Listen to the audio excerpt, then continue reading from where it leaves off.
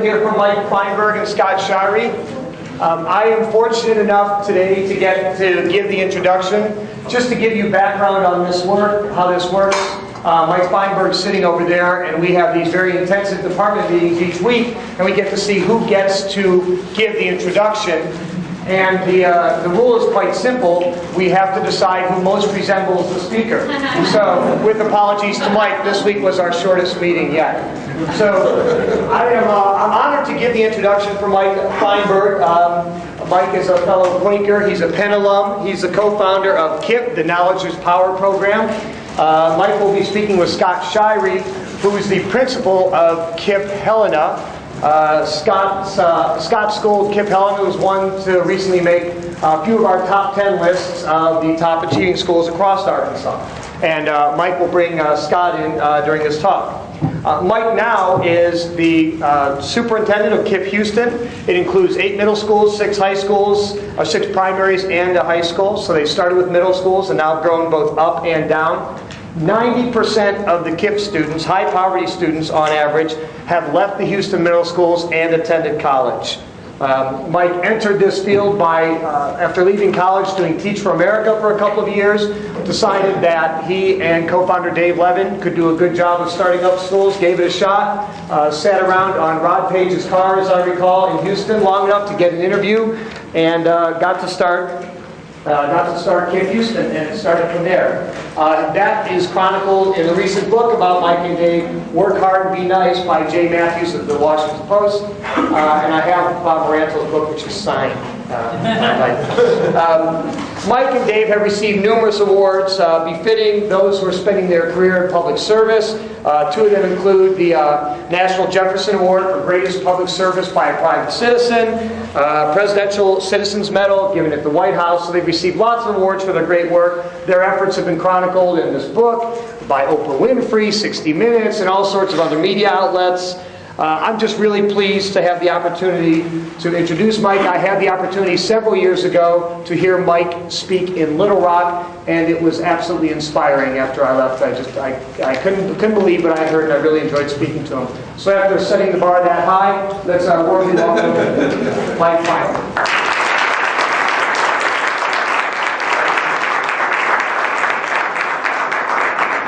Good afternoon.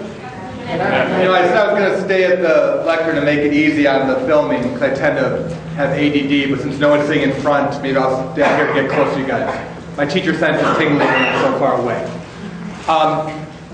Gary's absolutely right. I don't take any insult from the introduction, and just one, you know, I always warn people when I get ready to speak, as you hear about KIPP, no, it does create severe hair loss. So I just wanted to put that warning out. I had a ponytail when I started. I don't know what else is going to fall off now.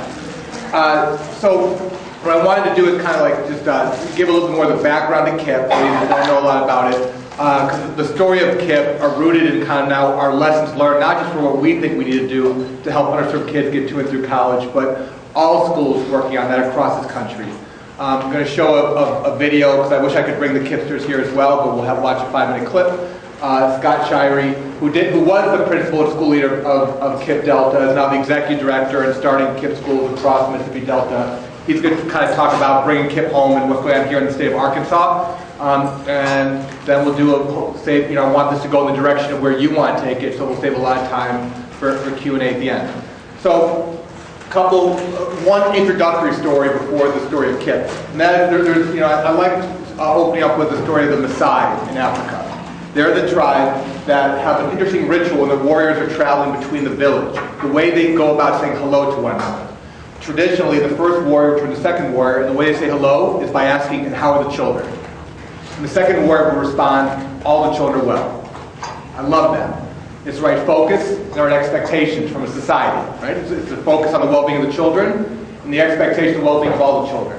And it's something that the Maasai have built into the fabric of their society. We do 50 times a day. Hello, how you doing? And how are the children? All the children are well, right? If we in this country asked, and how are our children doing? The answer would be, some are doing just fine, right? But not nearly enough.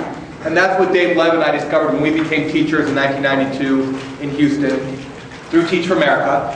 I was a 5th grade bilingual teacher on the north side. They made me a bilingual teacher. Why, I'm not sure, other than I had a pulse, but the closest I can tell is figure out why. Dave, I had 32 kids in my room, half of whom didn't speak a word of English. 2 to 3 were Spanish. The youngest was 9, the oldest was 14. And there I was with my crash course of 5 weeks knowing how to teach. Where Dave had similar challenges where he was placed in the lowest performing elementary school in all of Houston. In a room full of educators, I can tell the story and you understand it. We teach new teachers the critical first 3s, right? The critical first 3 months, the first 3 weeks, the first 3 days, the first 3 hours, the first 3 minutes. For me, it was the first 3 seconds back in 1992. That's where I blew it. My first 3 seconds were, "Hi, Mr. Feinberg, call me Mr. F, and here, have a blow pop." My therapist tells me if I keep telling that story, eventually the nightmares will go away. I regained control of the classroom somewhere around Thanksgiving time, literally. Luckily we were struggling teachers, like all first-year teachers are. But we latched on. We found amazing mentor teachers in our buildings, Harriet Ball, among others, who took us under their wings, master teachers, and taught us how to teach. How to reach and teach. And by the end, we worked really hard at it. By the end of the year, we certainly weren't great teachers. No one can become a great teacher in 1 year, but we were working really hard at it, and we were competent teachers, and we were teaching the kids a lot. And the kids love learning. This is 5th grade. They love coming to our room. They love talking about what career they want to have, what college they want to go to. We naively thought we've done it. On the K-12 assembly line, we gave them a great 5th grade year. Off they go into bigger and better in middle school. And that naive bubble burst about the second week into our second year of teaching. When my former kids, and now we're off in middle school, they would call me up at night. And those phone calls would go like this: "Mr. Feinberg, can you give me some homework?" "Why do I need to give you homework?" "We don't get any homework." "What? How come you don't get any homework?" "Well, the teachers won't let us take the books home." "What? How come they let us take the books home?" "They say we'll ruin the books." And that went on for a few months, till about by Christmas time, my well-behaved, intelligent, former students were now skipping just as many classes and smoking just as much dope and joining just as many games and becoming just as many parents as all the other kids in that middle school and high school feeder pattern. Which unfortunately, in that feeder pattern, and Dave would experience the same thing in his feeder pattern down the south side of Houston, and those 2 feeder patterns was nothing new. But for Dave and myself, the problem had lots of faces, lots of names, which made it unacceptable. And it was unacceptable. When it first started happening, we fell into the unfortunate trap that too many of our fellow teachers fall into. The way we handled thinking was unacceptable is we went right to the teacher's lounge and joined all the other teachers and started doing this. We became excellent finger pointers. It was easy to blame the teachers at that middle school, blame the principal at that middle school, blame the school district, blame the kids themselves, blame their parents, blame the community, blame society, blame everyone. Right? We were great at it we were kind of in the doldrums doing that until like late fall of '93. We got a chance to hear Ray Besquith speak, who was one of our other mentor teachers. He was back in '92, he was the Disney Teacher of the Year out of Los Angeles. Amazing teacher. And he woke up something in us. And we realized we had to go home that night and we had to look in the mirror and we had to do one last important finger point. That's what we had to point the finger back at ourselves. Because we realized we had the kids for a whole year, but we couldn't say, we didn't help them, we didn't give them all the academic skills, all the intellectual skills, all the character skills. They need to go off and do well in middle school, have the momentum continue to be able to go to high school, have the momentum continue to be able to go to college, do whatever they want to do in this world. We didn't come close to doing all that. So we sat down at the computer all night long on my low math classic, typing away our feelings of failure and frustration, and feeling like now it was scary to realize that we had this realization that we were the problem, which was a scary thought, and a sad thought, but it was a liberating thought too, because you can't fix that, but you can fix this. Right? And so we were inspired and motivated to sit down at the computer and think, so what are we going to do about it now that we realize that we can fix the problem, at least that's within our sphere of influence. And by about, we put on YouTube, Octung Baby, Repeat Play, and by about 5 o'clock in the morning, we had the Knowledge is Power program, KIPP, on the computer screen. And the premise of KIPP back then in late '93 is today in 2009 is there are no shortcuts, as we borrowed from Ray Fessler. That if we're going to try to get kids to learn all these academic, intellectual, and character skills to go to and through college, quit looking for the magic computer software program, quit looking for the magic reading basal, quit looking for the magic teacher training module. Those are tools, and tools are important, but tools don't make or break it. It's the people using the tools that make or break it. So we decided to, that people make the difference, and so we were going to get after it. We were going to motivate fifth graders to come to school from 7:30 in the morning until 5 o'clock in the afternoon. We'd have them come to school on Saturdays for 4 hours. We'd have them come for an extra month in the summer. We'd give them 2 or 3 hours of homework every single night. We figured that everybody should do it.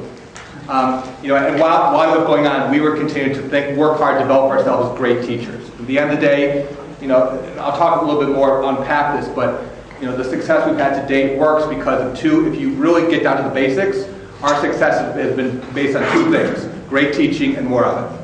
And it really is that simple. Right? Now, if there is any secret sauce, how do you create the culture so that the kids, the teachers, the parents all buy into that and want to make this extra effort to help the kids climb the mountain to and through college? It's really just great teaching and more of it.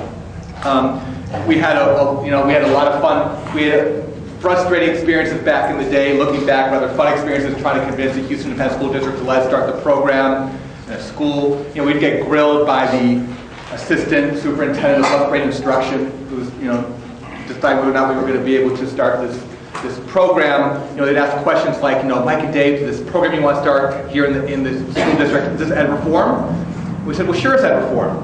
And they asked, well, what's the new curriculum? We said, well, there is no new curriculum. We figured lots of very smart people here in the district and the state have written good curriculum. We're to make sure the kids learn it, and that infuse them. And so they asked, well, if there's no new curriculum, how is this ed reform? We said, well, the kids will come to school at 7:30 in the morning. And they wrote down on their, they looked to which box to check off on the sheet, like, okay, now we get, you're doing a before school program. Say, no, so we're going to keep them all the way until 5 o'clock in the afternoon. Like, oh, they erased, you're doing an after school program. Like, look, no, we're just late for the school day. More time for reading, more time for writing, more time for math, without sacrificing history, science, fine arts, physical education. It's not a pressure cooker, it's a pressure release, more time to get everything done. Sometimes we'd ask for forgiveness out for permission. We went and started doing KIPP anyway while they were debating whether we could do it. We just went door to door at night on the weekends. We originally were going to do it where Dave was teaching on the south side, his neighborhood. He won Teacher of the Year in his second year. 2 weeks later, he was fired. That's a story for another time. So we wanted him to do it at Garcia Elementary, where I was teaching. We went door to door, sat down with the kids and parents, driving fifth graders. We created this commitment to excellence form that that outlined the hours and behavior expectations. And we signed, and the parents signed, the kids signed. If they signed the form, they were in the program. We didn't look at grades or screen for conduct or look at past test scores or see who was special ed. Whoever signed up, in they came. We signed up 50 kids. Basically, the district said if you could get 50 kids who want to do this, we'll let you do it. We started the program, had an amazing year. 48% of the kids came in having passed the 4th grade test. After 1 year, 98% passed. More important, the fact that 2/3 of our kids came in with a bilingual or special ed label. At the end of the year, they had acquired a gifted and talented label, so they could go to the magnet middle schools, which was our immediate goal on the path towards college. But we quickly realized even in the magnet better middle schools, no one still was there pushing the kids as hard as we pushed. So we went back as a district if we could change our program to its own school. So starting in 5th grade, now we want to keep the kids, throughout those turbulent, crazy years of middle school and bridge the gap between elementary and high school. And this was right before there were charter schools. So, the district was a little confused on what we wanted to do. Like, you want a new school, like what you want us to build, pass a $20 million bond and build you a building. We were advocating, no, just give us an empty wing of a building and empty floors and empty modules out back. Let's do a school within a school. In the meantime, New York City heard about us. They've been doing schools within schools for the last 35 years. And they gave us a chance to start a choice school within a school in the South Bronx right near Yankee Stadium. When Houston found out we were thinking about moving to New York, they tried to give us an offer to do the same thing in Southwest Houston, focused on the Gulf neighborhood. And being young and dumb, Dave took both offers. So in '95, I started KIPP Academy in Houston with 5th grade. Dave moved back home to New York. He did KIPP Academy with 5th grade in the South Bronx. I started with 70 kids. He started with 50 kids. We just grew 1 year at a time. So by the 98-99 school year, we got 5th grade through 8th grade. From a policy perspective, which you mentioned, we started kind of right before there were charter schools. In our second year, we became a district charter school, not by an application or anything. Dr. Rod Page, who was superintendent at the time in Houston, was talking to all the teachers of the year and talked about how he supported getting this KIPP school started, and he wanted them to bring more ideas to him for him to support. And he told them, I want more charter schools like KIPP. And kind of when he said that, we kind of got blessed as a charter school. That's how we became a charter school. And so, and then with speaking of blessed, with Dr. Page's blessing in '98, when Houston ISD was overpacked and they couldn't pass a bond to save their life, there was no room anywhere for us, anyone in the district. He gave his blessing he said, go get a state charter, because we can't put, we were in district office space in our 5th home in 3 years at the time. We were teaching in kitchenettes, it was crazy. We were outgrowing even the kitchenettes. He said, go get a state charter that allowed us to go, we were able to get a ground lease from a local university, lease purchase a few modulars, and that's how we were able to keep adding more space and expand our school. By the time we got to full size in the 98-99 school year, if I can brag about my original babies for a minute, we had the highest, when I got in 98, 99, we had the highest math scores of any public middle school in the state of Texas. And that's with a population that was 99% minority, 90% free breakfast, free lunch. So we're making a lot of people around the state score with potential, which is what we wanted to help achieve. In New York, Dave and his teachers just did amazing work. They recruited the kids at the lowest performing school in the Bronx, became the highest performing school in the Bronx, 5th highest in New York City, behind highly selective schools, and closely got Bath. They were doing just phenomenal work. That 60 Minutes came and did a piece on our kids and the schools in the fall of '99, and the day after it aired. I remember it was like late morning. I was running to the office doing 50 things. I was the school leader. I was also the 5th grade math teacher, and I was the 7th grade basketball coach, and the bus driver, the lunch lady, and everything else. Doing 50 things. The phone rings. It's a district in California. And I pick up, and all I hear on the phone is, Mike, we saw that program on TV last night. We want to order 15 KIPPs for next year, please. Just like stop. I'm like, did you watch? Let me go check inventory.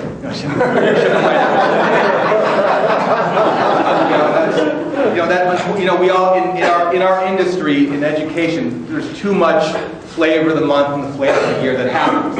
And KIPP was becoming, I think, one of the flavors of the month based on that 60 Minutes program, which was frustrating. We realized, but at the same time, maybe there was an opportunity in that. Because maybe people stopped looking at KIPP.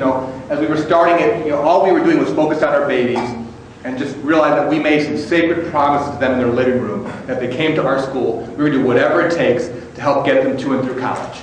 Right? And we were just focused on those promises, and that's really all. There was no grand scheme or grand plan to grow and replicate. That's all we were focused on. But at the same time, we were, as Teach for America alumni, and believing in the mission of one day all children in this nation should have the opportunity to attain excellent education, start thinking, all right, if people are wrongly thinking this is some kind of magic bullet, flavor of the month, is there also an opportunity in that to leverage the success of this little tiny school in Southwest Houston, this little tiny school in South Bronx, New York, to the greater good? And that's where we started asking people for advice, and do we start more schools? Do we just help people start? What should we do? We got in touch with Don Doris Fisher, the founders of the Gap and Old Navy, and together we started a new foundation together in 2000, for lack of a better name, called the KIPP Foundation. I want to call it the No Shortcuts Foundation, but Don Fisher knows more about brand names than I do. He said, call it KIPP. I said, yes, sir. And the quick, funny story about when we were deciding they were going to make a $15 million initial investment. At the same time, we were getting all kinds of crazy calls to do all kinds of just slimy things after 60 Minutes there. And so we were, we were feeling each other out. There was this April 2000 meeting where we all came together in San Francisco to decide we're about to launch this KIPP Foundation. Do we really want to do this? And they were grilling us, we were grilling them. It was their $15 million, so they were grilling us a little bit harder than we were grilling them. But at the end, we were after like an hour, we were done. Everyone just sitting there looking at this proposal and thinking about it. And Don turns and goes, "Dave and Mike, you really think you can pull this off?" And Dave right away said, "Mr. Fisher, Mrs. Fisher, we don't know. We'd be more than happy to use your money to find out." I was hiding under the table, but thank God Don has a sense of humor. He chuckled and wrote the check. So we started KIPP Foundation 2000 with the goal was to go out there and find other amazing educators who were doing great work in their classrooms in order to fire in the belly to expand their impact beyond that classroom and teach them for a year how to plan, open, run their own KIPP-like school and turn them loose. And help them, and then help train them to become a school leader, and then also help give birth to the school by either contracting with the school district or using the charter law to help them find a facility and start a 501c3 and just all the stuff that goes into starting a brand new public school from scratch. And the key word I said there is we're helping them start a KIPP-like school. Because when we started this in 2000, after 6 years of evolution, we realized that the last thing we were going to do was try to create the 800-page manual and say this is how you run a KIPP school. On September 24th, open up to page 300, follow the script. If someone gave us a script, we would have told them to, go F themselves. And so the last thing that we should be doing is try to force anyone else to do that as well. At the same time, there were some basic ingredients we knew we had. We got a chance to look at the two original KIPP schools. After 6 years, they evolved into two distinct schools. They weren't, they weren't the same, but you could tell that Houston school and the Bronx school, they were in the same family. They were cousins, they weren't twins. And so we started looking to what's in the genetic code of these two schools after 6 years of evolution that allowed them to both be successful with different populations of underserved kids, both getting great results with different styles. This is where we came with our 5 pillars. So this is what I want to spend a few minutes on, where I'm going to turn over to Scott in a little bit. So so as we start more of these schools and we train our school leaders, they have lots of freedom to do what they want, but it has to be within these 5 pillars. And I'll list them and then we'll talk a little about them. Our pillars are more time on task, power to lead, choice and commitment, high expectations, and focusing on great results. So let me unpack those for a minute. First, more time on task. Take the typical school day, it varies around the country, 8 o'clock to 3 o'clock.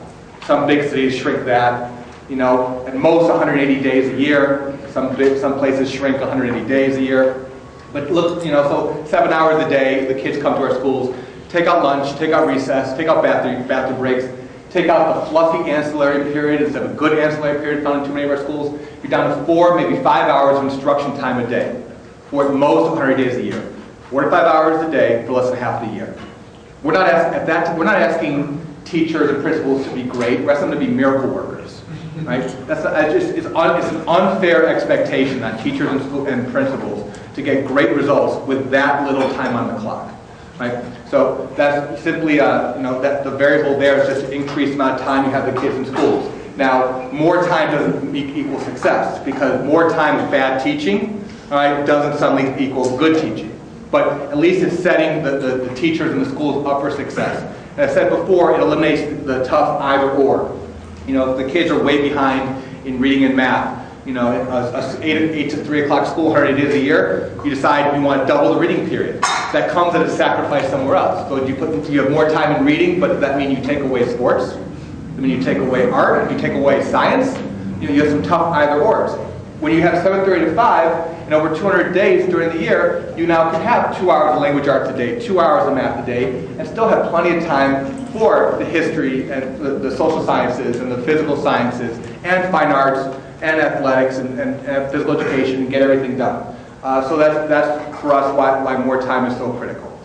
The second pillar is choice and commitment. For us, that parents, students, and teachers choose to be at the public school and choose to make the commitments there. And the reason why choice and commitment I think is so important is because the way that we've set up the system, the way we deliver, not public education itself, but the way we choose to deliver public education by creating these school districts with elected school boards, and they hire a superintendent. The superintendent hires principals, and the principals hire teachers. They run these schools, and each school has a zone around it. And where you live, you're zoned to this one elementary, one middle, and one high school. That's a monopoly. And monopolies produce, we know historically, monopolies produce low quality and high cost. It's not a monopoly for everyone. People with means can choose to either put their kids in private school and exercise choice that way, or they can move to neighborhoods where there's higher property taxes. But especially for low-income families that can't afford private school and can't afford higher property taxes, they're locked in too many times to that one choice, that one elementary, the one middle, the one high school. Now, they do sort of have choice, because some districts, if they have an active magnet program, right, that they have somewhat of a choice there. But if it's the same provider providing it, that's like if the only fast food place was McDonald's, but McDonald's puts chicken on the menu along with hamburgers, that's still a monopoly, right? So what do we do? So to me, we feel very accountable to our districts and our states and our federal government. No Child Left Behind, AYP has been drilled into our heads. We all feel very accountable to them, and we should be accountable. We're spending the public funds, and so we should be accountable to government for how we spend the public funds. But that's the most important accountability piece of all, is not to government, it's to the kids and the parents. They're the customers. And what are we doing daily, weekly, annually to be accountable to those customers? And what are we doing to set up our schools in a way where they want to come to us, and they have such a good experience every day that they want to keep coming back for more? The way that happens is if the parents have a choice. If they can go to the school at this end of the block, or school down there at that end of the block. Right? That sort of choice is what keeps at the teacher level, at the principal level, the district level, it makes people think about looking at kids and parents as our customers that we have to serve well every single day.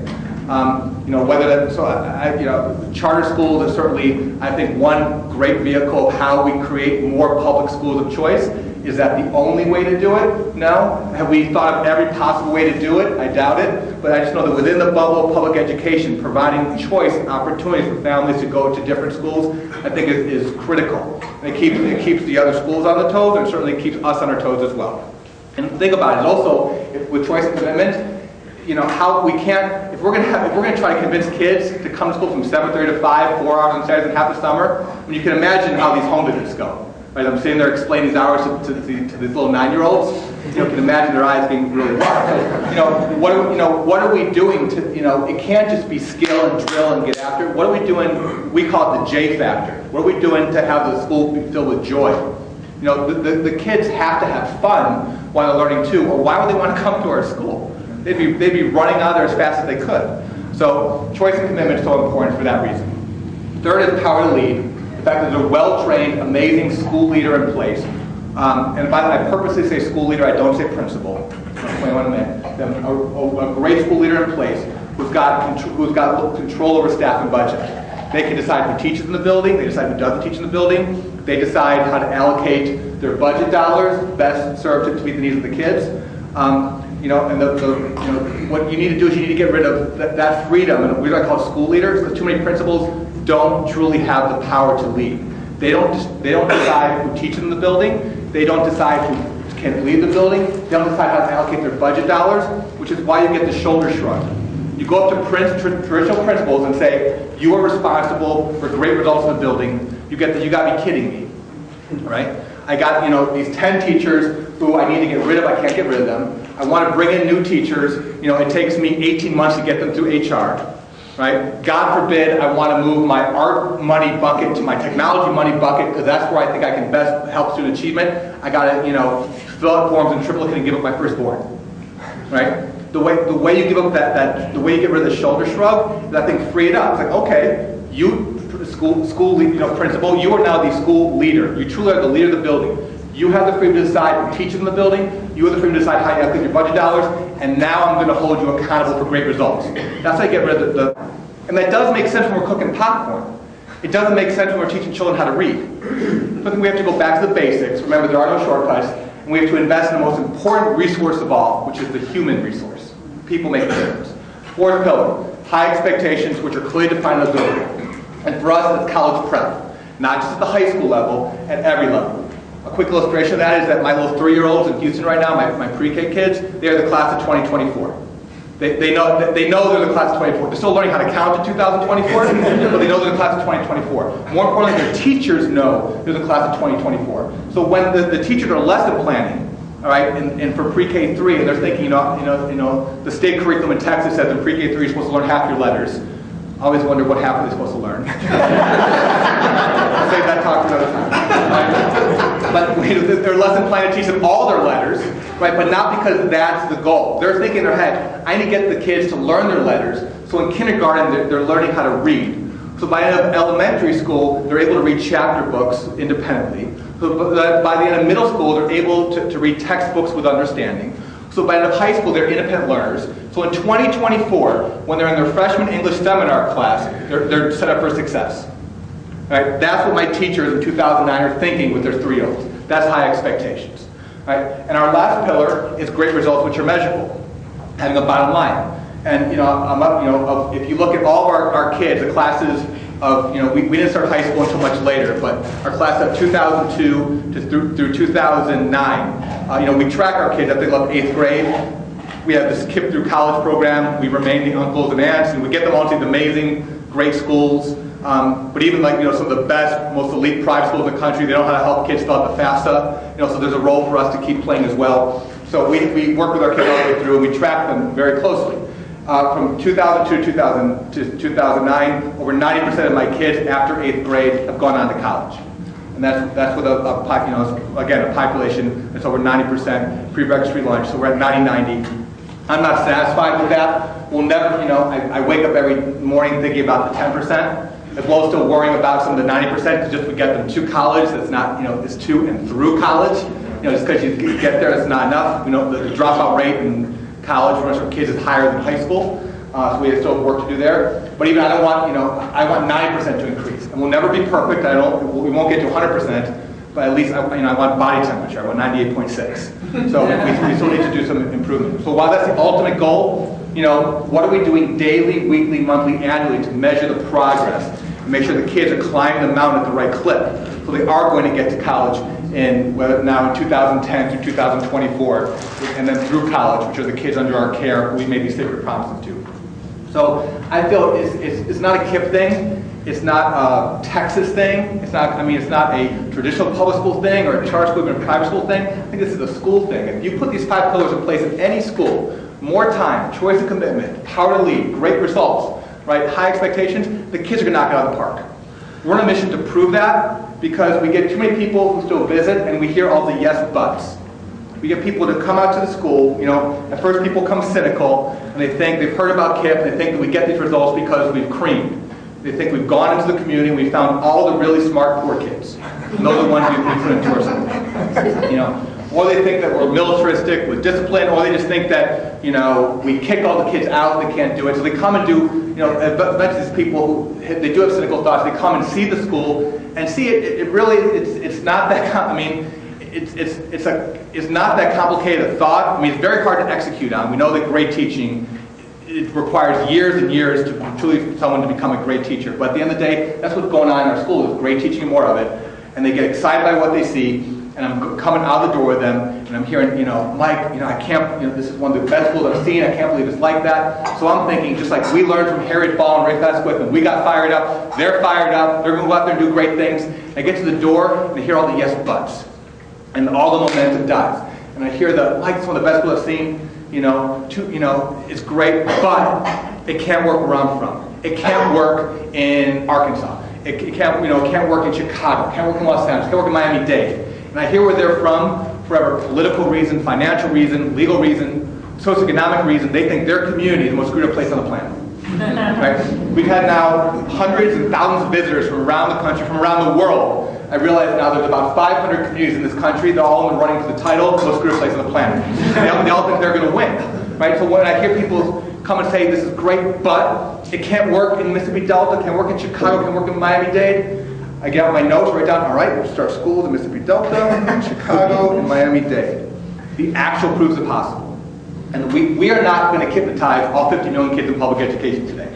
That's absolutely not our goal. But the way I think we can contribute is before you get into issues of staffing and certification and funding and facilities and curriculum and standards and all technology.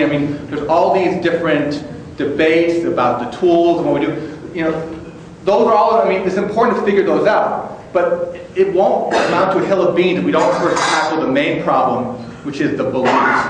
If people don't truly believe that kids in the Mississippi Delta can learn just as well as kids from the most affluent community, wherever that is in the state of Arkansas, that it doesn't, the rest of the things don't really matter. Right? We have to attack the belief and mindset first, and that's what we're trying to do by starting more of these schools around the country. And the last thing I'm going to say on that is our theory of change has evolved into, when I was running KIPP Foundation, I would, whenever I found an amazing teacher like Scott Shirey, I'm like, that's where we're going to start a school. There was no really strategic thought to it. That's why we have, that's why, the reason why we started school in Helena, Arkansas was because Scott wanted to start a school in Helena, Arkansas, and Scott was an amazing teacher, would become an amazing school leader. And why we have one in Gaston, North Carolina, population 900, there's no strategic reason to spend time and energy starting a school in Gaston, except that's what Caleb Dolan and Tammy Sutton were, and that's, I tried to convince them to move to Atlanta, they wanted to stay in Gaston, so we started school in the peanut field. Right? So we were putting all these random dots on the United States map from 2000 to 2005. And thank God Richard Barth took over the KIPP Foundation to start thinking more strategically. And we also, our theory of change had evolved because we realized from our work, the Uber flywheel of public education wasn't turning. I mean, we did fuel the debate. When people at cocktail parties would say, the kids in Mississippi Delta, can't learn as well as the kids from, River Oaks and Houston, whatever, people would say, oh yeah, well, look at the KIPP kids, they're doing it, how come you're not doing it? And so, we would fuel the debate, but, test scores go from 60% to 62%, dropout rate goes down from 50% to 47%, and confetti falls from the ceiling, we throw a party. We focus on the incremental changes when we really need something radically different to really, truly affect different type of results. And so we start thinking, we're trying to find 10 to 15 more of the Scott Shireys and help them start schools around the place. We start thinking, do we just put like 10 or 15 more random dots on the United States map, or do we go to the existing dots and make them bigger? With our theory of change being, at some point, can we affect the local public education system and affect those beliefs and mindsets the same way that FedEx affected the post office? Which is a neat analogy. When FedEx got to 10% market share back in the 70s, that's when the U.S. Post Office, which was a government monopoly at the time, they started doing next day air. So if FedEx had hurt the post office, they actually pushed to make them better. Now, the U.S. Post Office didn't send FedEx with a bouquet of flowers saying, thank you for pushing us and making us better on the tipping point, right? But that's the ultimate what happened. So that's our theory as well, is can we go where we have existing schools and grow them to find a tipping point where we're doing a great job with our kids, and we've helped push the district along with their own beliefs and mindsets, as well as to kind of have some healthy competition so they improve their schools as well. The other thing, like in Houston, I have a 4,500 kid wait list. Right? I cannot, I could start 10 schools tomorrow and fill them all up and still have a wait list. I'm not doing that because it would be an irresponsible way to grow. We wouldn't be able to keep our promises to the children, which is the main driver of everything we do. But the only way I'm going to ever catch up to that wait list is if the other schools become better, so the parents stop wanting to come to us. So I have an act, so beyond waking up every morning thinking, what are we doing to keep our promise to our kids and help them succeed? I'm also thinking, how we do it in a way where the success gets leveraged, the other schools, and we have a lot to learn too. So how can we learn from the schools? How do they learn from us? How will we push ourselves so that we eventually catch up to the wait list? And so that's what we're trying to do in places like Houston. Scott was talking a minute about how we're growing here in the Mississippi Delta and other communities around the country over the next several years. And that's, we'll see the results. And that also gets rid of the last yes but, which I think is very legit. The yes but's about, do we cream? Do we only have the really motivated parents? I mean, we can talk about those in your Q&A if you want. But I feel that those things are bunk. The one yes but I think is a legitimate one to throw on us right now is, okay, fine, I get KIPP does work, great teaching more of it, get it, but it works at the boutique, it works for that 300 kids in that school over there, it works for these 300 kids over here, you can't scale it. A district of 20,000, 50,000, 100,000, million kids can't do what you're doing at that school level, so there's really no lesson learned for the greater school system at large. If we believe the actual proofs are possible, which I believe, then I gotta say right now that yes but is a legitimate yes but, because we haven't proved that wrong. But as we grow, in Houston, we now have 15 schools on route to 42 schools in Houston, which will serve 21,000 kids. I don't think we have to serve hundreds of thousands of kids to prove it. I think there is is it 10% like the FedEx story? Maybe. Somewhere around there, I think you hit a tipping point where we show you can take this to scale. And the day these uses end, or the day solutions are going to start. And that's what we're trying to get to. So again, thanks for coming out here today, and I'm going to get ready to turn it over to Scott. I appreciate you having me here today. Thank you.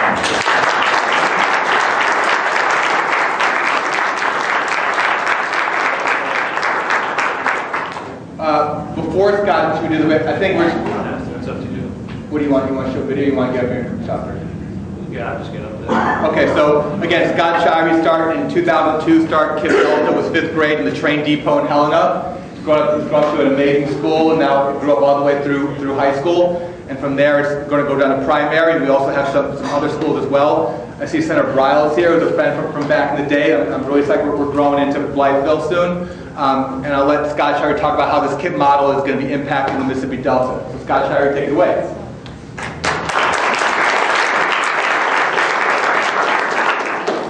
I'm actually going to start with a question because it's quite appropriate that Mike Feinberg is in Arkansas today on the anniversary of what? Does anybody know? Today is the anniversary of quite a day in history. Does anyone know what it is? Central High. Central High. 1957, September 25th. You had the federal troops. That was the day the federal troops were actually there, and it was the students' first full day of school, escorted by members of the 101st Division. Why is that appropriate? Because what Mike is talking about is a civil rights issue. It's an issue where students were denied choice in 1957. They were denied access to education. And what Mike is doing is no different than the 101st Airborne did. We're coming. These children deserve an equal opportunity at education. In 2002, I first came to the, actually it was in 2001, but in January 2002 I arrived, and Mike was sort of, well, we can start a school in Helena, so we went for it. And when I got there in 2002, unfortunately some of those same beliefs that existed in 1957 still existed in Helena, Arkansas. The questions that were asked, can black children really learn? Talking about, I'll never forget this, we were opening a renovated train depot, and someone literally came to me and said, I really don't want to do that because the town has invested a lot of money in shrubbery, and we're worried that the kids will tear it up. True story. There was a yes buts. Yes, but this is the Delta. So what? That's Houston, that's New York. This is the Delta. Can you really teach kids in the Delta?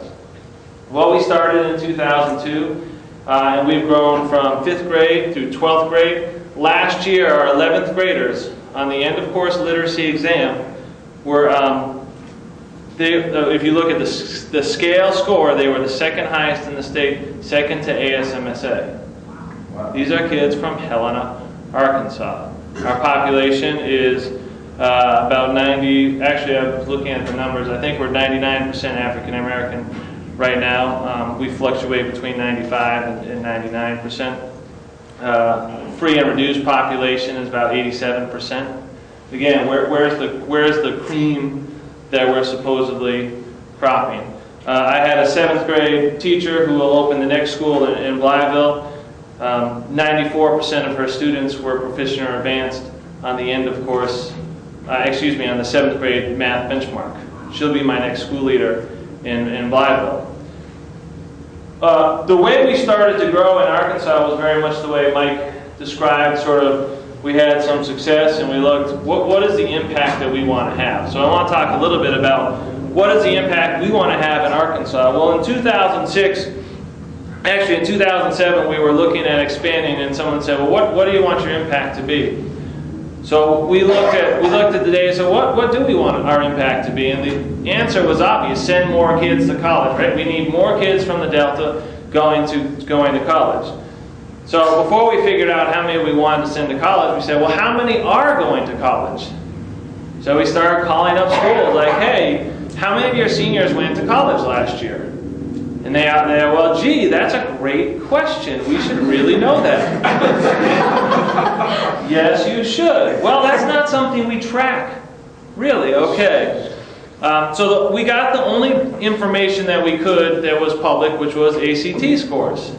Right? And as you know, if you score a 19 or below a 19, when you go to college, you take remedial courses. In other words, you're not prepared for college. So we said, well, how many kids from high poverty districts in from high poverty districts throughout the Arkansas Delta? So we included the 7 easternmost counties, and then we threw in Jefferson County as well with Pine Bluff. We said, how many of those graduating seniors are prepared for college based on the ACT? Well, 1,852 graduating seniors in 2006, 225 had scored a 19 or above on the ACT. We said, we can have an impact. We can double that number. And so we drew up an expansion plan. We said, look, if we go to 4 different communities and we can graduate 60 kids per year from each of these sites that score a 19 or above, we can double this what we call the college readiness rate of kids coming from high poverty districts in the Delta. In 2007, another interesting stat, we started looking at more data. In 2007, and I forget now whether there were 7 or 9, but I think it was 7 African American students in the state scored a 3, 4, or 5 on the AP Calculus exam. This is why it's a civil rights issue. It's not about, it's about quality of teaching, but it's also about access. We've had 3 juniors move this year. Sadly so, and when they got to their next high school, they told them they were seniors. Why? Well, they didn't have a calculus strand. But all our kids go through pre-calc. So if your kids take algebra in 8th grade, they don't have math classes tough enough for them when they get to high school. It's great, like, hey, great, our kids are smart now, they're 12th graders, but they're not taking rigorous, they have enough credits to be a senior, but is that really preparing them for college? So it's a civil rights issue when kids and families are being denied choices. And the only way you have a choice in this society is whether you have the economic means to get up and move, you have the economic means to attend a private school, or you have a charter school or school of choice in your community. If you don't, you are denied basic civil rights. I think it's synonymous. I think the choice movement in education is synonymous with the civil rights movement. I'll tell you another quick thing to go along this line. There's a book, Bob Moses, The Algebra Project, and he was an old civil rights guy, and he talks about, went out and he compares algebra to the right to vote. Why is that, right? The right to vote is critical. If you don't have the right to vote, you're denied things in society. Well, he argues that algebra is that same thing today. Because if you don't have algebra by 8th grade, you're not taking calculus. And how are kids sorted, right? How are kids sorted? How are they tracked? I mean, you can literally look at the kids that are taking calculus or getting college credit when they're seniors. They're going on. They're successful. So, and it's an issue where if kids don't take algebra in 8th grade, they're denied a civil right. It's a powerful argument. When we came to Helena, Arkansas, nobody was taking algebra in 7th and 8th grade. And so it was hard on our first group of kids because they were the first ones in their community to take algebra. He makes the comparison, it's like learning how to walk. He said, how come everybody learns how to walk no matter how much you fall down? Think about it, right? Babies fall all the time. Little kids fall all the time, but they still learn how to walk. Why? Because everybody around them is walking.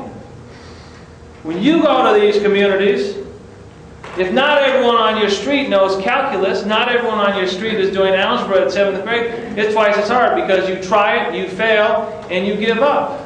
Why? Because you look around and nobody else is doing it. We need to create a culture in our communities where everyone on the street is doing algebra, where it's the expectation that every kid on the street is going to college, that everyone's taking calculus, that people are taking AP language, that they're not the first in their family to do it. And that's the potential we have in Arkansas.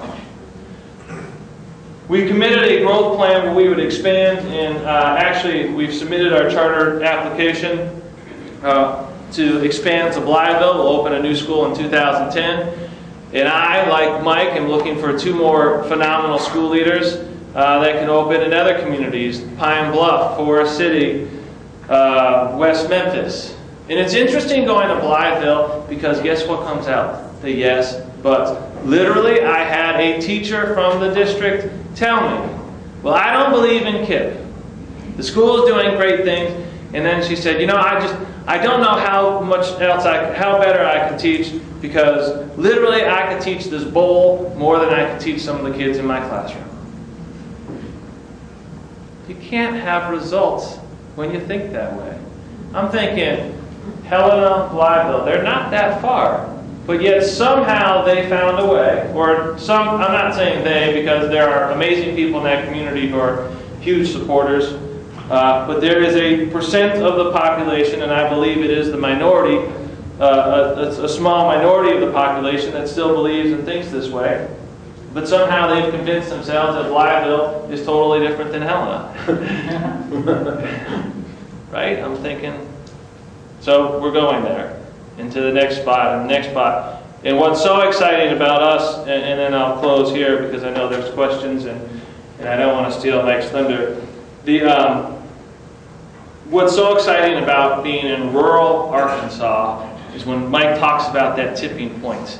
How fast can we reach it? Right? How fast can we have real dramatic change in a state of just under 3 million people? 500,000 students. How many students are in Houston? Metropolitan area, about 1 million. About 1 million students in just Houston. What's the impact we can have in Arkansas? What's the impact we can have in Blytheville? And I was corrected. It was funny. I said, of course, I was up there saying Blytheville. And they said, no. When you're from Blytheville, you got to say Blytheville. So now I try to pronounce it correctly, Blytheville. Right? What's the impact we can have there? What's the impact we can have in Helena, West Helena, these small communities, that we can create real change? And I think the opportunity in Arkansas, and I'm just going to put the Arkansas plug in right now, is incredible. I look at the challenges and the struggles that other KIPP schools go through in other states, and Arkansas is poised to be a leader in this movement. Arkansas is poised to be a real leader in this movement. And the time is now to do it. And the time is now to do it.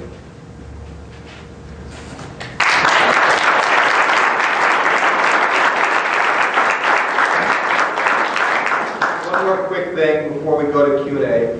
I'm a 5th grade teacher, so it'll be a little Dr. Seuss. You guys are going to help me read it. Does anyone here know I'm Beyond Zebra? Who here's read I'm Beyond Zebra? A few of you guys. Now, this is one of Dr. Seuss's more obscure books. You're going to see why we're reading it shortly here.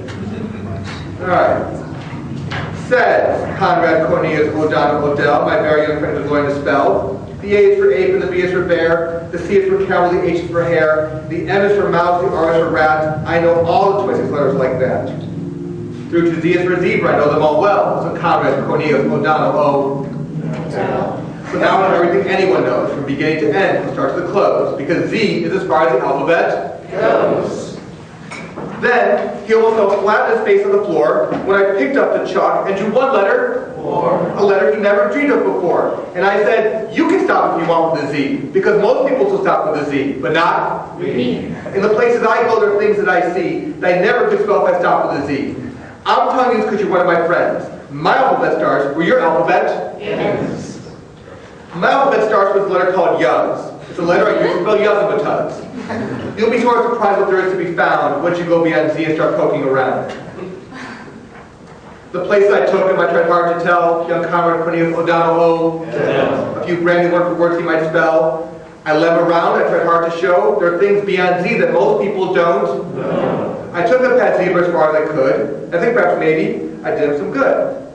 Because finally he said, this is really great stuff. And I guess the alphabet isn't enough. Now the letters he uses are something to see. Most people still stop with a Z, but not he. The end. asked me if they, Mr. Feinberg, do you want us to put your PowerPoint on our department website? Knock yourself out. Really raising the bar. We got, at the end of the day, do we want extraordinary results or regular results? If we do regular thinking, regular action, we get regular results. We want extraordinary results the other day for all of our kids. Rewind the movie, that's extraordinary thinking, it's extraordinary planning, it's going beyond Z. And one of my new favorite pictures, which Norman Atkins from Teacher U sent this to me a couple years ago, this is what sums it up for me. This here is the 1924 Tour de France.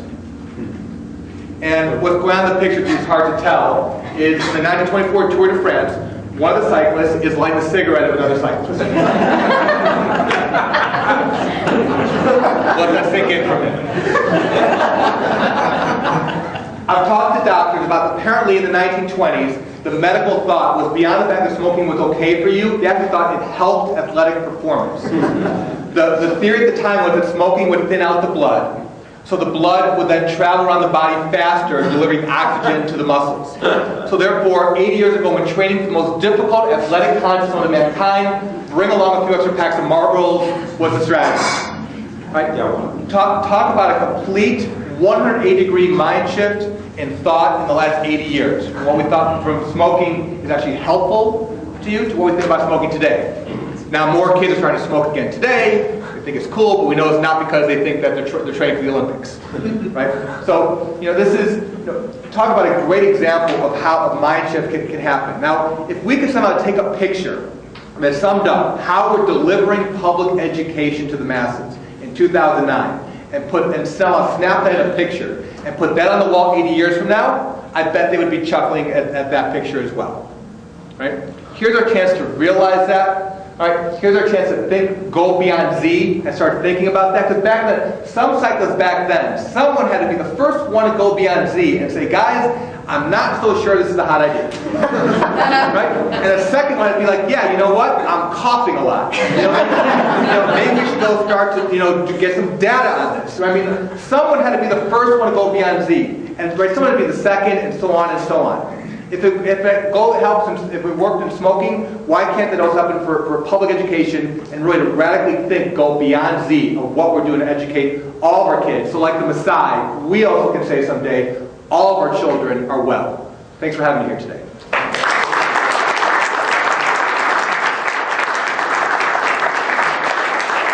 right, so let's fire away. Yes? I'm Patrick Wolf. I'm in the Department of Education Reform and evaluate school choice programs.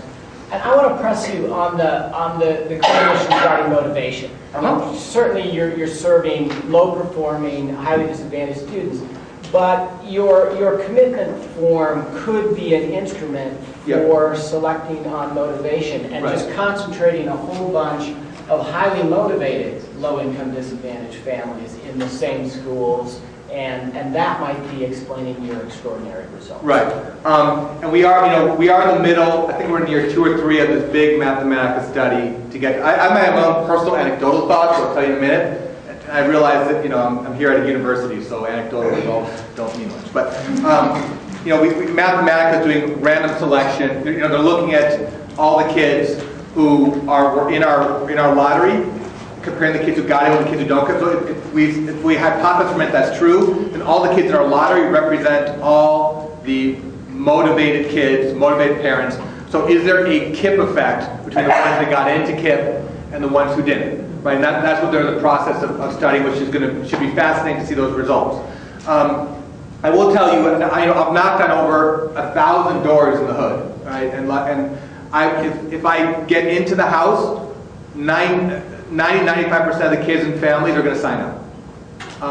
This is not, our competition to get kids to come is reruns of Fresh Prince of Bel-Air on WB and Nintendo. Right? They're not, it's not that, there's lots of things that made this work difficult. One of them hasn't been to get the kids. The early kids will tell you, they'll say I tricked them, that I came because I told them on Saturdays they get to have McDonald's for lunch, and they came for the McDonald's. But it's just, I know anecdotally that's just I think that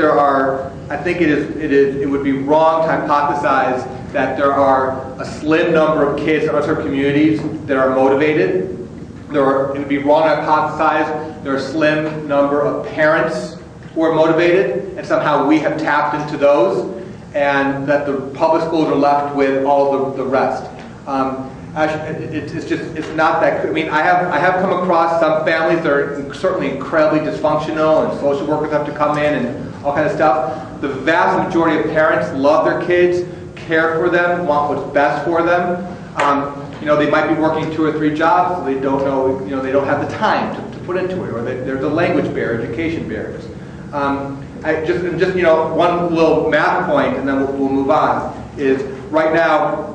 You know, my wait list keeps growing every year. It's up to a 4,500 kid wait list. You know, we've had this wait list like for 5 years, growing. You know, as we grow, we're pretty much growing as our wait list grows. So we're only able to serve those 4,500 kids. I was able to put about 1,300 of those kids in KIPP schools this year.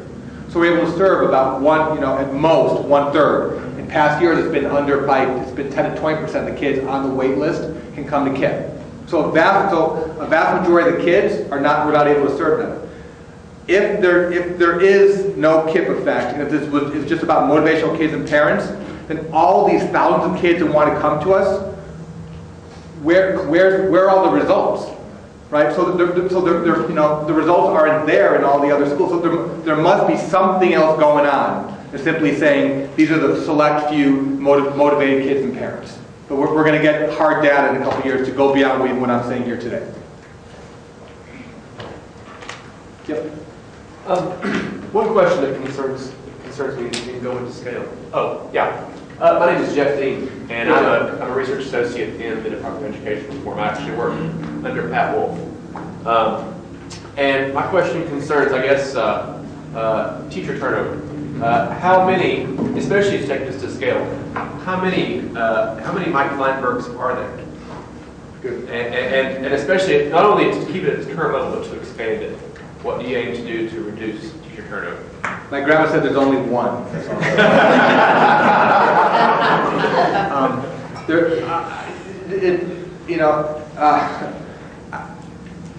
I'm convinced that there's a lot of. I'm humbled. Thank you for asking the question that way.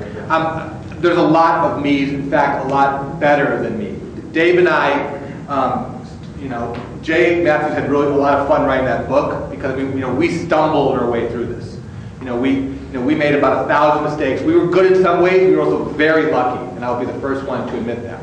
And I found some amazing people like Scott, others who raised the bar on what I think we do back in the day. So, and a lot of my high school and college buddies will tell me if you can do this, and there's a lot of people probably out there can do this. I'm just, I'm also convinced because KIPP does not have a monopoly on hardworking, great teachers. You go to any single school here in the state of Arkansas, how good, how bad, doesn't matter. You will find teacher cars in the parking lot at 7 in the morning and teacher cars in the parking lot at 5 o'clock in the afternoon. There's hardworking, great teachers everywhere. The problem is the difference at KIPP Delta is all the cars are there at 7 and all the cars are there at 5. So you don't have the education looks like this.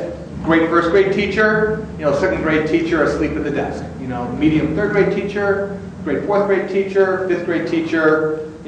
Please don't drink before school starts. You get a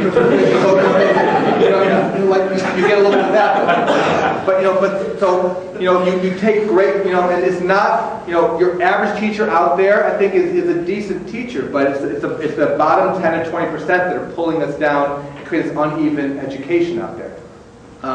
So last year in Houston, of the 11 schools, 3 of which were full size, 8 still growing, we had 23% turnover of teachers. And much higher in the schools still growing to full size. I've learned over the last few years, you can't compare schools still growing to full size with established schools. KIPP Academy Middle School, which has been around for 15 years, over the last 4 years, I think they've lost a total of 8 teachers. So I average about 2 a year. There are about 24 teachers or so. But a brand new school, this is the first September 24th they've ever had 7th grade. It's a crazy, dynamic environment that takes a special type of person to have that entrepreneurial spirit to want to be there to go through that roller coaster ride. And so, there, at some point, so I'm fine with higher turnover as the school is going to full size, but when it does get to full size, there needs to be now stability. And I think, I think we're doing a decent job with that. I don't know if you want to add anything. Yeah, I do want to add to that. As we've grown, we've found actually that our teacher application pool has gotten larger. When we started with just 5th grade and 3 teachers, it's like, okay, who's the 4th? Come, because nobody knew the existence of it. But interesting, I think we have to get beyond this notion of the lifelong career teacher. Okay, when you look at society today, people change jobs more often than they ever have in the past. So looking at that data and saying, gosh, it would be great if our teachers all stayed 25, 30 years. But when I think about sort of leadership, I'm more interested in being the Duke University of basketball. Right? They have different players every 4 years, but they're so often competing for the championship. And when you look at all the data, Teach for America, for instance, in the Delta they have the second largest Teach for America Corps within Teach for America, second only to New York City. There's a huge, particularly that's another reason, like here and now. Teach for America was more selective than Harvard University. They had over 35,000 applicants this year, and I don't know how many spots, but it was. And so if we can get those people and train them, and then recognize that many of them are going to go on and leave, but some of them are going to stay. But when you have that kind of talent coming in, that's why I think, how do you be the Mike Krzyzewski of the world? Train them to be very effective, even if they only stay 2, 3, 4 years, get amazing results, and understand that's part of the game. Yeah, my question is actually directly follow up on that. My name is Bob Costrell. I'm in the Department of Education Reform. I do a lot of work on teacher pension policy. Teacher pensions are designed for those who are going to stay 25, 30 years. Right. They are not designed for the teachers you just described. Right. So how do you, and teacher pensions is a very significant portion of teacher compensation in many states. So how do you deal with that issue? There's lots of alternative ways of making due for retirement, lots of alternative, even within defined benefit programs, not to mention defined contribution, which have their own issues. Yeah. How do you deal with that issue? First of all, first question, and then you just take it from there. What restrictions are you under with regard to entering states? Do you have to have your teachers enroll in that state's teacher pension program, which is designed, as they say, for longer term teachers? Second question first. As public, most of our, we still have a couple contract schools with districts, and of course they're on the district policy. Most of our schools are public charter schools, and that's bound by wherever the charter school law is. In most states, what the public charter schools have to do is the same as traditional public school systems. In Texas, for example, we're all part of the teacher retirement system of Texas. What we have done, what I've done, and I think some other KIPP regions are doing as we grow and get to scale. First, because we believe people make the difference, we're always investing in people. So, we have started up 401k matches on top, as part of our compensation plan, on top of whatever the state pension is. We're looking to be more creative on compensation as well. It's not always, it's not money, it's also just how you take care of your people. We've grown to full size in Houston. I have child cares in a couple of our schools for young new parents. You don't have to make that either or choice. Can I keep teaching, or do I need to stay at home and start a family? They now can bring their babies to school with them, and they're going to get well cared for in our schools. So we're always kind of trying to think of things like that. How else can we invest in our people? Matching 401ks, daycares, flexible hours. We're trying to get waivers from the state requirements. Do you ever try to get waivers from the state requirements? Signing up with the system and contributing, making the contributions to a system that many of them may not benefit from? Yeah, we haven't, not yet. But I think as we keep growing and we keep thinking that's probably one thing that we're going to maybe butt into eventually. It's a barrier, and if we're true, if we practice what we preach, and we believe in going beyond Z, then that's something we're going to have to look at eventually, I'm sure. You both mentioned wanting to have an impact on the regular school systems. Oh, and I'm James Schulz, a PhD student in education policy. Hey, James. But you both mentioned wanting to have an impact on the regular education school systems. Yeah. That maybe the KIPP model is not going to be put in place in every school, but from your 5 pillars or some of the things that you've learned, what would be the first impact that you hope to see in the public schools if you're making the difference that you want to be making? I mean, number one to me is just high expectations of those pillars. And it's a simple thing, right? If you look at course offerings, that's why I go back to, why aren't you, we actually just got a 9th grader that came in, and she was with us as a 5th grader, left over some small issue, right? Came back as a 9th grader, and she was always super, super bright.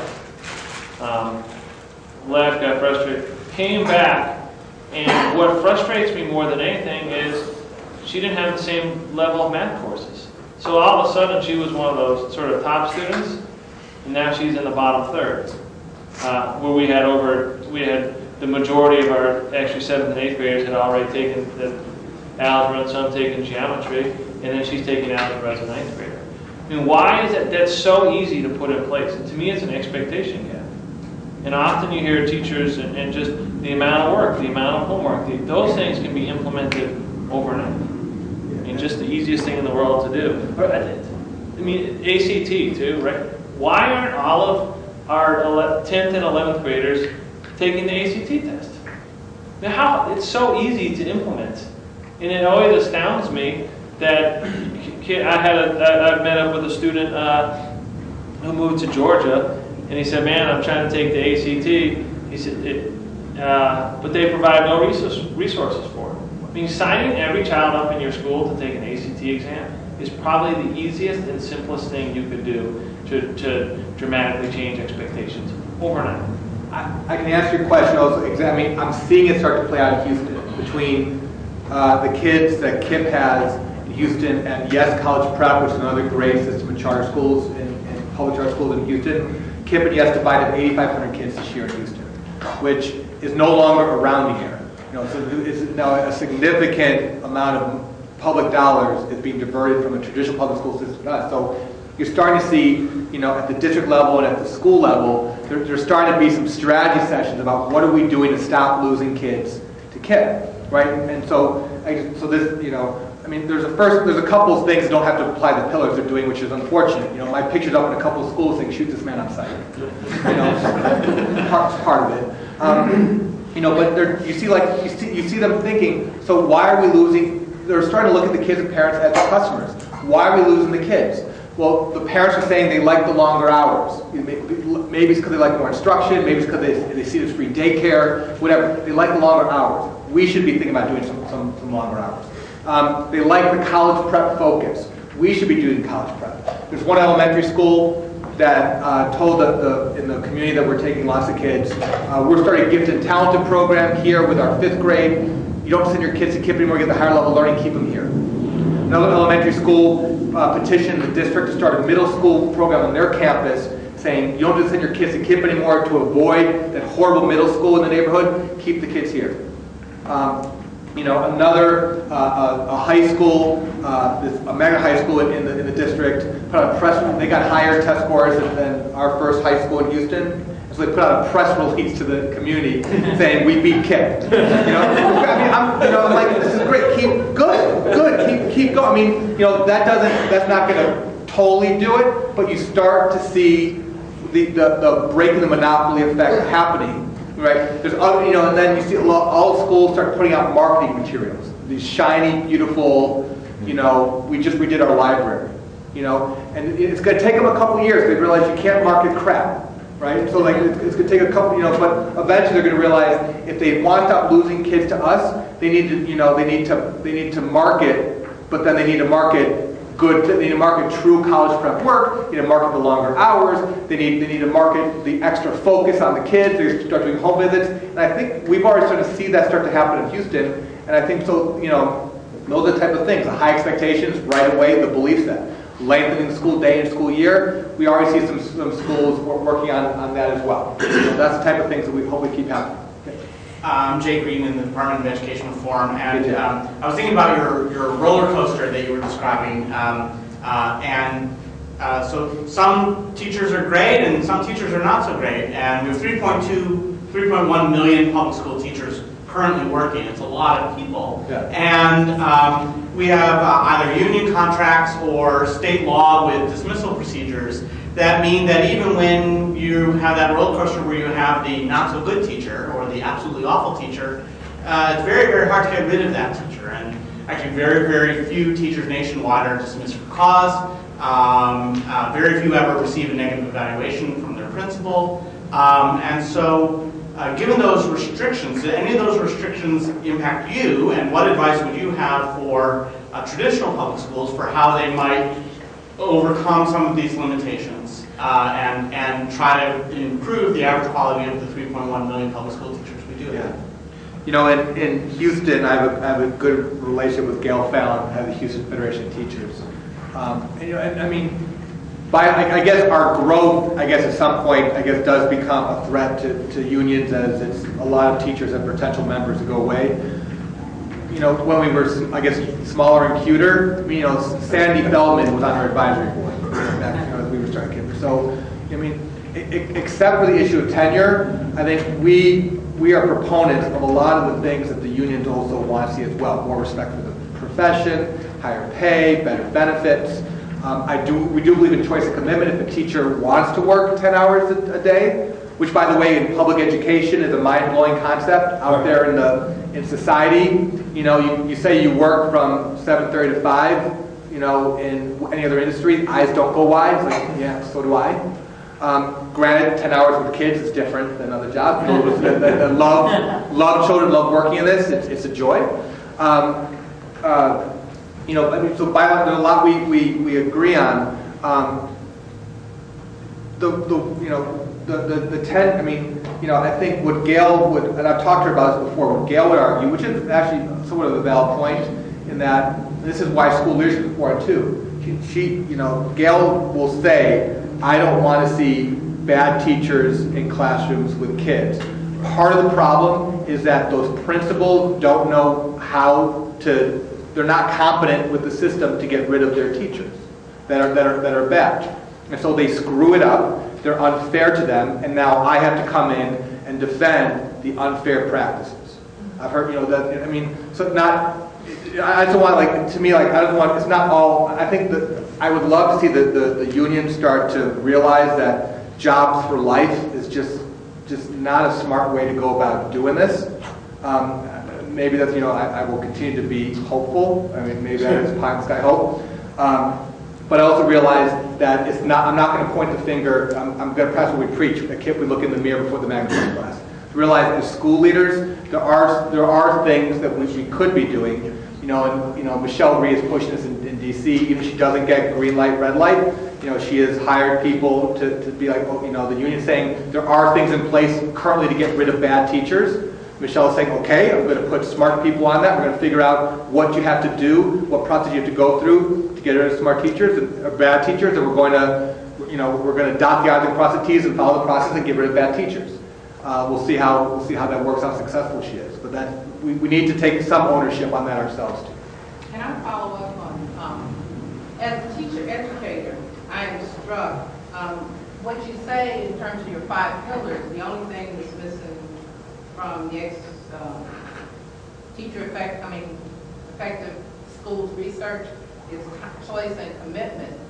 But I'm struck by the fact that you get teachers who believe, like Scott, in civil rights. That's the thing that strikes me, is that messing with all the stuff that's outside. But how do I get my teacher educators to believe that all children can learn? We all talk about that. We all say that. But you know when when teachers or educators actually believe that. How do you all ensure that, and how can how can I use that, or how can I somehow facilitate or engender that, or foster it in some way? I mean, because I agree with you. If I can believe that every child can learn, and really believe it, and really act on it, Right. how do you ensure that your teachers do that? Put yours on a bus. drive down 540, come over 40 to Helena, Arkansas, and we'll be happy to give them all a tour. Seriously though, I would love to have any of your students come down But and you walk know what them they through. do? It's exactly what you talked about. They do yes, but. Yes, but. Yes, but. And So, then, I mean, right, how do you and this is why we have to partner with those of you, those professors of education that are shaping the young minds. One, when they give the yes but, you know, put them on the bus and get them out to the nearest. And it doesn't, I mean, KIPP does not have, again, we don't have a monopoly on hardworking great teachers. We have a monopoly on the only schools doing this work. Find the schools that address the yes buts and put them in front. And then the other thing I would do is the way you actualize all children can learn is by getting your students in the ed schools to change one word of that. Can becomes will.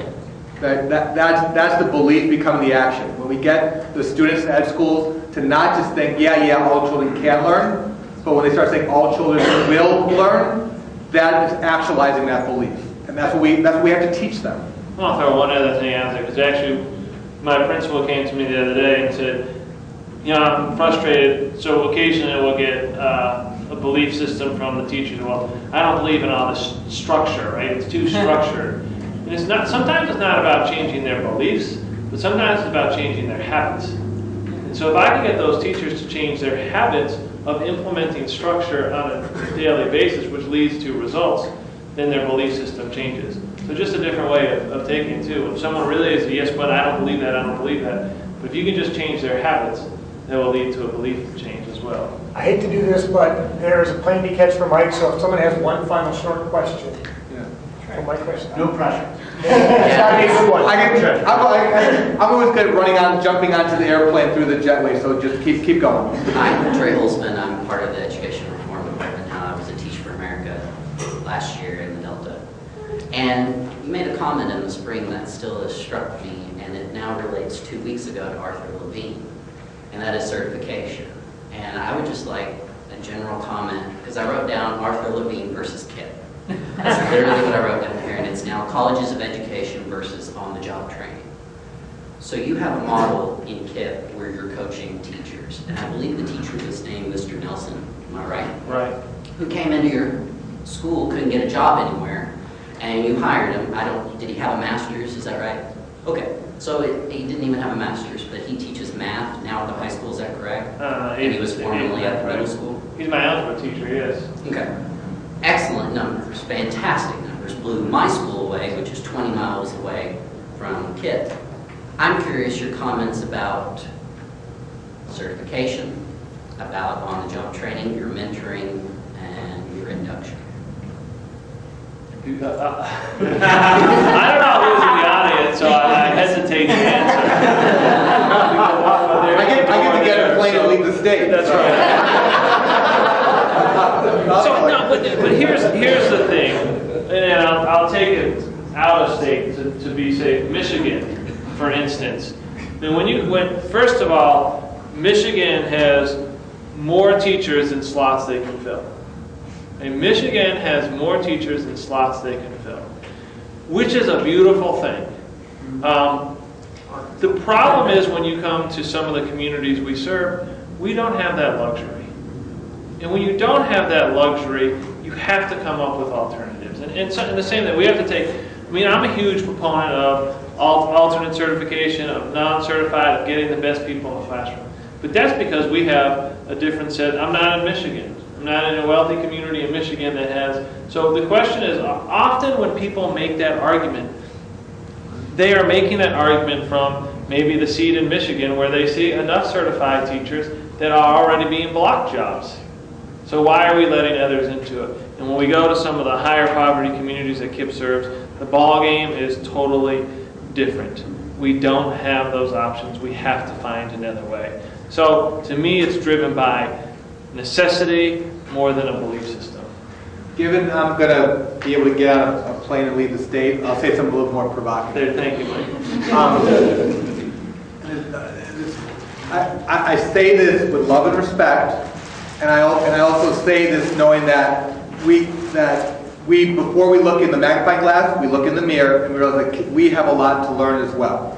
Okay. With that said, I put ed schools as one of the cartels that's blocking true progress in public education today.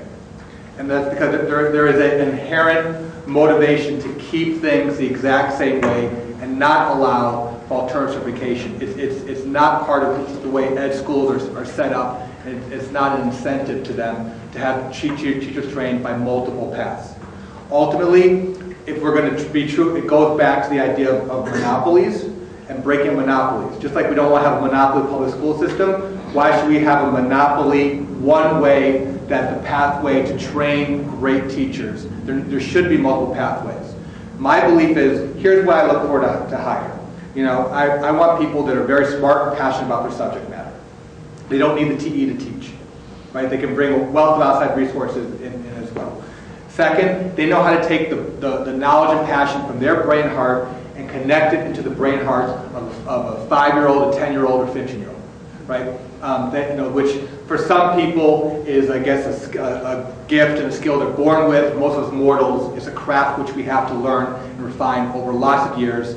Malcolm Gladwell, 10,000 hours of practice, that kind of thing, to get really good at the craft and art of teaching. And then third, I want teachers that have the whatever it takes attitude to help kids learn that are coming to school with 101 daily variables that prevent them from being set for success. If that is found in a certified teacher, great. If that's found in a mid-career changer or a young, great kid out of college, great. Right? I think the barrier should be removed, and we should have more ways to find talented. We should have lots of ways to get talented people into our classrooms. That was an aha moment for Bill and Melinda Gates toured KIPP Houston in the fall. That's one thing I told Mr. Gates was, if tomorrow you want to go teach, computer science or economics in your local high school, you wouldn't be able to. He like stopped mid-bite of a sandwich as we were having over lunch. It's just like there's something wrong with that.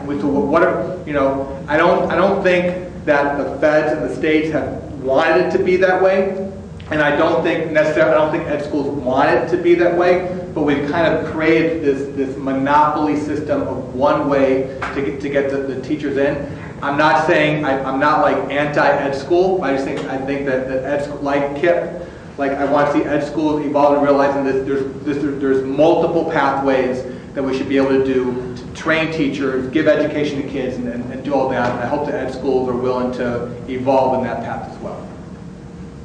Thank you very much, Michael.